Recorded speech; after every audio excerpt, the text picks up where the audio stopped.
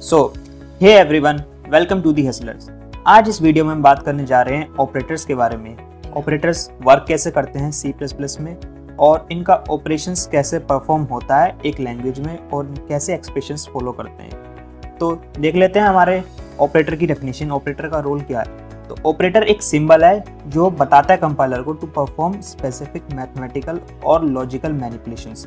अब मैथमेटिकल यानी plus minus and so on, and logical expressions में हमारे कवर होते हैं एंड, और एंड नॉट। तो ये इनका मैनिपुलेशंस कैसे होता है? मैनिपुलेशन मीन्स इनको आगे पीछे बदलने पर क्या वैल्यू प्रोड्यूस होती है वो हम जानेंगे इस वीडियो में। तो देखते हैं ऑपरेटर्स कितने टाइप के होते हैं हमारी C++ लैंग्वेज में। तो फर्स्ट जो होता है वो आता है अर्थमेटिक ऑपरेटर, और फिर उसके बाद relational operator, logical operator, bitwise, assignment and miscellaneous operator. तो हम कवर करते हैं पहला पॉइंट जो कि है अर्थमेटिक ऑपरेटर। तो इसमें भी यार ये दो टाइप्स के होते हैं। बाइनरी ऑपरेटर, जहां हमारे ऑपरेटर्स आते हैं plus, minus, multiply, divide and modulus. तो बाइनरी ऑपरेटर में होता क्या है यार, वे दो ऑपरेंड्स पे वर्क करते हैं।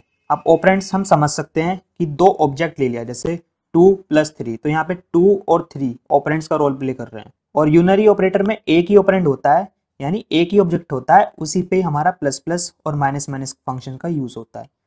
अब पहले हम देख लेते हैं बाइनरी ऑपरेटर्स होते क्या हैं। अब हम एक एग्जाम्पल से लेते हैं कि सपोज एक ऑब्जेक्ट है जिसकी वैल्यू 10 है और एक ऑब्जेक्ट B है जिसकी वैल्यू 20 है। अब प्लस क्या करता है, दो ऑपरेंड्स को ऐड करता है सिंपली, तो A + B क्या वैल्यू देगा 30। ऐसे ही सब्ट्रैक्ट करने पे क्या मिलेगा, -10। अब सब्ट्रैक्शन में क्या है, A से माइनस होता है B की वैल्यू, ठीक है। जो सेकंड वैल्यू होती है वो फर्स्ट वैल्यू से माइनस होती है। Next we have multiply, divide and at the end we have modulus operator. अब मॉडुलस आपके लिए यार थोड़ा नया होगा, तो मैं बता देता हूँ मॉडुलस में होता क्या है। तो जो मॉडुलस ऑपरेटर होता है वो रिमाइंडर की वैल्यू स्टोर करता है डिवीजन करने पर। फॉर एग्जाम्पल जैसे हमने 20 को डिवाइड किया 10 से, तो हमें रिमाइंडर क्या मिला, 0। तो हम और एग्जाम्पल देख लेते हैं। हमने 10 को डिवाइड किया 2 से, तो हमारा रिमाइंडर क्या है, 0। और दूसरा जो हमने 15 को डिवाइड किया 2 से, तो हमारा रिमाइंडर आया 1। तो मॉडुलस ऑपरेटर का काम क्या होता है, वो हमें रिमाइंडर प्रोवाइड कराता है। आगे इसी में देखते हैं हम यूनरी ऑपरेटर। तो यूनरी ऑपरेटर बेसिकली दो टाइप के होते हैं, इंक्रीमेंट ऑपरेटर और डिक्रीमेंट ऑपरेटर। अब इंक्रीमेंट में क्या होता है, वो इंक्रीज करता है एक ही वैल्यू को, और डिक्रीमेंट में डिक्रीज करता है एक वैल्यू को। अब जैसे यहाँ पे एग्जाम्पल में देख सकते हैं हम A++। तो A++ क्या हो रहा है, A में हमारी वैल्यू थी 10, तो उसने प्लस प्लस किया यानी एक इंक्रीज कर दी वैल्यू, तो उसकी वैल्यू होगी अब 11। ऐसी A माइनस माइनस में A की वैल्यू थी 10 और उसको एक वैल्यू डिक्रीज कर दी, तो वो हो गई 9। अब इन सब ऑपरेशंस को हम समझते हैं कोड के थ्रू कि वो कैसे ऑपरेशंस परफॉर्म करते हैं और किस प्रेसिडेंस ऑर्डर में वे वैल्यू प्रोड्यूस करते हैं। तो देखते हैं अपने कोड में। तो स्टार्ट करते हैं अपनी हेडर फाइल से, #include bits std C++.h। तो पिछली वीडियो में यार आपने बिट्स और IOStream में डिफरेंस देख लिया होगा, अगर नहीं देखा तो कोई नहीं, आपको लिंक डिस्क्रिप्शन में मिल जाएगा। तो आगे बढ़ते हुए देखते हैं यूजिंग नेम स्पेस std, और स्टार्ट करते हैं अपना मेन फंक्शन। अब इसमें हम एक इंटीजर वेरिएबल असाइन कर देते हैं जो कि हम ans नाम से ले लेते हैं। अब क्या करते हैं हम, ans में हम अपना एक्सप्रेशन पुट करते हैं। अब एक्सप्रेशन में हम एग्जाम्पल लेते हैं 1 + 2 × 3 एंड डिवाइड बाई 4। अब जो अर्थमेटिक एक्सप्रेशन को सॉल्व करने का तरीका क्या होता है, तो उसमें हम जो ऑर्डर प्रेफरेंस के थ्रू देखते हैं। तो अर्थमेटिक कैलकुलेशन को सॉल्व करने के लिए हम जो ऑर्डर फॉलो करते हैं वो करते हैं लेफ्ट टू राइट, यानी हम लेफ्ट से स्टार्ट करना सोल्व करेंगे और राइट की तरफ जाएंगे। अब उसको सॉल्व करने के लिए जैसे यार हम 3rd या 4th क्लास में देखते थे कि कोई भी मैथ की प्रॉब्लम होती थी सॉल्व करने के लिए, तो हम बोर्ड मास का यूज़ करते थे। फॉर एग्जाम्पल जैसे डिवाइड को सबसे ज़्यादा प्रेफरेंस दी जाती थी, यानी प्रायोरिटी दी जाती थी, उससे कम मल्टीप्लिकेशन को दी जाती थी, उससे कम प्लस और उससे कम माइनस। तो थोड़ा सा अलग होता है कंप्यूटर लैंग्वेज में। तो इसमें क्या होता है, हम जो प्रायोरिटी ऑर्डर देते हैं वो मॉडुलस, मल्टीप्लाई और डिवाइड, इन सब की प्रायोरिटी सेम होती है और इसको हम प्रायोरिटी 1 में रखते हैं। और जो हमारा प्लस एंड माइनस होता है उसकी एक प्रायोरिटी होती है जिसको हम प्रायोरिटी 2 में रखते हैं। अब इस एक्सप्रेशन की वैल्यू देखते हैं हम इसे कैसे सोल्व करेंगे। अब जैसे कि हम लेफ़्ट टू राइट चलेंगे तो हम पहले देखते हैं कि मल्टीप्लाई और डिवाइड जिसकी प्रायोरिटी सेम है, लेकिन हम लेफ़्ट टू राइट जाएंगे तो सबसे पहले हमारा मल्टीप्लिकेशन वाला ऑपरेंड सोल्व होंगे। अब मल्टीप्लिकेशन के दो ऑपरेंड्स कौन से हैं, 2 मल्टीप्लाई बाई 3, यानी हमारी पहली वैल्यू क्या हो जाएगी 1 प्लस 6 और फिर क्या है डिवाइड बाई 4। अब ये डिवाइड वाले फंक्शन को सोल्व करेगा तो इसमें अब क्या होगा 6 डिवाइड बाई 4 1 पॉइंट समथिंग, लेकिन अब इसमें क्या है हमने जो इंटीजर टाइप का वेरिएबल लिया है तो जो इसे वैल्यू स्टोर करेगा इंटीजर वैल्यू स्टोर करेगा ना कि डेसिमल वैल्यू। तो उसके लिए हम फ्लोट यूज करते हैं डेसिमल वैल्यू को हमें स्टोर कराना हो तो ये क्या लेगा 1 प्लस 1, यानी हमारा आंसर क्या आना चाहिए 2। तो इसको आप प्रिंट करा लेते हैं। तो प्रिंट कराने के लिए हमें क्या करना है सी आउट आंसर और रन करा के देखते हैं। तो रन कराने के बाद हमारा आंसर 2 आया है। ओके, अब एक और एग्जाम्पल देख लेते हैं इसी में ही, जो हमने अब एक्सप्रेशन असाइन किया है आंसर में 10 plus 4 multiply by 4 divide by 2 modulus 3 plus 5 minus 2। अब सेम इसमें भी हम लेफ्ट टू राइट चलेंगे और अब देखेंगे प्रेसिडेंस के हिसाब से कि लेफ्ट टू राइट चलते हुए तो हमारी पहली प्रायोरिटी क्या है मल्टीप्लाई, डिवाइड या मॉडुलस।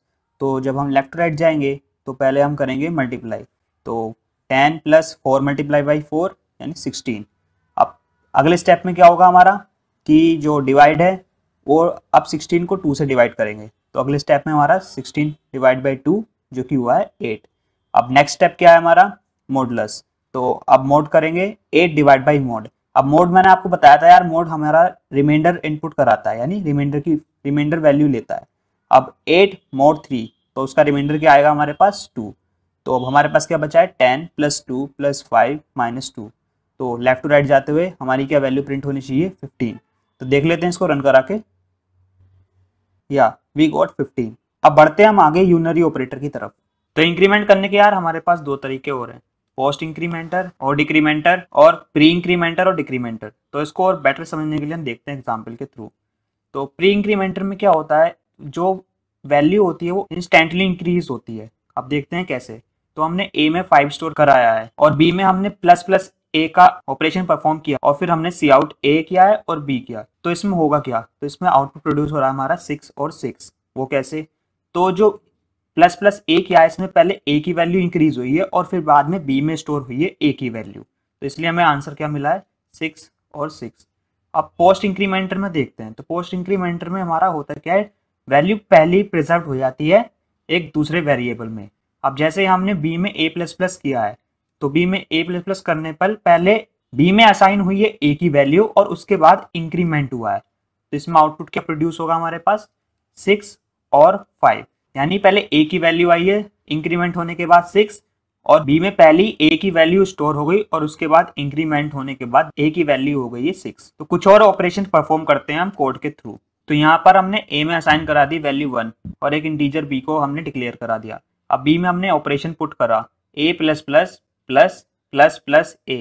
तो यहाँ पर हमारा हो क्या रहा है, तो पहले हो रहा है हमारा पोस्ट इंक्रीमेंट। तो पोस्ट इंक्रीमेंट में ए की वैल्यू तो हो गई है हमारी 2, लेकिन जो बी में स्टोर होगी वो पहली होगी जो कि ए की थी 1। अब आगे ए की वैल्यू हमारी हो गई है 2। तो अब हो रहा है हमारा प्री इंक्रीमेंट, यानी ए के साथ साथ जो ऑपरेशन हमने यूज किया है उसकी वैल्यू भी इंक्रीमेंट हो जाएगी। तो अब हमारी ऑपरेशन की वैल्यू हो गई 3। अब देखते हैं बी की वैल्यू क्या आएगी। तो 1 प्लस 3 होने पर क्या हो जाएगा 4। तो अब देखते हैं इसका रन करा के। तो यहाँ पे हमें बी की वैल्यू मिल गई है 4। अब साथ में देख लेते हैं हम एक और एग्जाम्पल। तो यहाँ पे हमने दो वैल्यू इनिशियलाइज कराई है, आई में हमने करा लिया है 1 और जे में हमने करा लिया है 2 और हमने एक और वेरिएबल एंटर कराया है जो हमने लिया है के। अब के में हमने ऑपरेशंस लगाए हैं। तो ऑपरेशन क्या है, आई प्लस प्लस प्लस जे प्लस प्लस प्लस आई प्लस जे प्लस माइनस माइनस आई प्लस माइनस माइनस जे। अब यहाँ पे हम प्री डिक्रीमेंटर और पोस्ट डिक्रीमेंटर भी यूज कर रहे हैं, लेकिन उनका ऑपरेशन सेम होता है जैसे हम प्री इंक्रीमेंटर और पोस्ट इंक्रीमेंटर का किया था, बस उसमें एक वैल्यू रिड्यूस हो जाती है। तो जो हमने नीचे कमेंट में लिखी है वो ऑपरेशंस की वैल्यूज लिखी हैं और जो ऊपर वैल्यू लिखी है कमेंट में वो हमने आई और जे की वैल्यू इंक्रीमेंट और जो डिक्रीमेंट हुई है वो लिखी है। तो अब देखते हैं हम कैसे वर्क कर रहा है। तो अब हुआ पहले हमारा आई प्लस प्लस, तो आई में हमारा आई की वैल्यू इंक्रीज हो गई जो कि हो गई है 2 और नीचे हमारा जो ऑपरेशन हुआ था उसकी वैल्यू रहेगी हमारी 1 क्योंकि ये हो रहा है पोस्ट इंक्रीमेंट। अब हमारा क्या हुआ जे, तो जे हुआ प्लस प्लस, तो जे की वैल्यू हो गई हमारी 3, लेकिन हमारा जो ऑपरेशन है उसकी वैल्यू रहेगी 2। अब गया है हमारा आगे आई और जे, तो आई में जो वैल्यू क्या हो गई थी हमारी 2 और जे की क्या वैल्यू हो गई थी हमारी 3, तो वो i और j में पुट हो जाएगी वैल्यू 2 और 3। अब आगे क्या हो रहा है हमारा माइनस माइनस i। अब ये हो रहा है प्री डिक्रीमेंट। तो प्री डिक्रीमेंट में क्या होगा, हमारी i की वैल्यू तो डिक्रीज होगी लेकिन साथ में ऑपरेशन की वैल्यू भी डिक्रीज होगी। तो i की वैल्यू हमारी थी 2, अब हो गई है 1 और ऑपरेशन की वैल्यू भी हो गई है 1। और साथ ही में हमारे j माइनस माइनस j, तो j की वैल्यू थी हमारी 3, वो हो गई है 2 और जो ऑपरेशन था उसकी वैल्यू भी हो गई है 2। अब देखते हैं सबको प्लस कराने पे क्या आएगा, 1 + 2 + 2 + 3 + 1 + 2, तो आंसर आना चाहिए हमारा 11। रन करा के देखते हैं, या वी गॉट 11। तो आगे बढ़ते हैं हम रिलेशनल ऑपरेटर की तरफ। तो रिलेशनल ऑपरेटर में हमारे कवर होते हैं equal to, not equal to, greater than, less than, greater than equal to, less than equal to. अब इक्वल टू में चेक करते हैं हमारे कि दो ऑपरेंड जो हैं वो आपस में कंपेयर करने पर या तो ट्रू वैल्यू रिटर्न करेंगे या फॉल्स वैल्यू रिटर्न करेंगे। अब एग्जांपल के थ्रू हम देखते हैं। तो यहाँ पे हमारा a है 10 और b है 20। क्या 10 इक्वल 20 के है, वो आपस में कंपेयर करेगा? तो नहीं है, तो रिटर्न कर देगा फॉल्स, फॉल्स यानी 0। अब नेक्स्ट देखते हैं हम नॉट इक्वल टू। तो नॉट इक्वल टू में भी कंपेयर करता है कि जो दो ऑपरेंड्स हैं a और b वो इक्वल हैं कि नहीं है। लेकिन इस केस में अगर वैल्यू इक्वल नहीं है तो वो कंडीशन रिटर्न कर देगा ट्रू। अब जैसे हम देखते हैं 10 नॉट इक्वल्स टू 20, तो क्या 10 20 के इक्वल नहीं है, ट्रू, तो इसलिए इसने रिटर्न कर दिया ट्रू। अब देखते हैं ग्रेटर देन। तो ग्रेटर देन सिंपली बता रहा है कि 10 ग्रेटर देन 20, ऑब्वियसली नो, तो रिटर्न कर देगा फॉल्स। और नेक्स्ट में क्या 10 लेस देन 20, यस, तो रिटर्न कर देगा ट्रू। अब देखते हैं ग्रेटर देन इक्वल टू का क्या रोल होता है। तो 10 ग्रेटर देन इक्वल्स टू 20, क्या 10 20 से बड़ा है या इसके इक्वल है, तो नहीं है, तो रिटर्न कर देगा फॉल्स।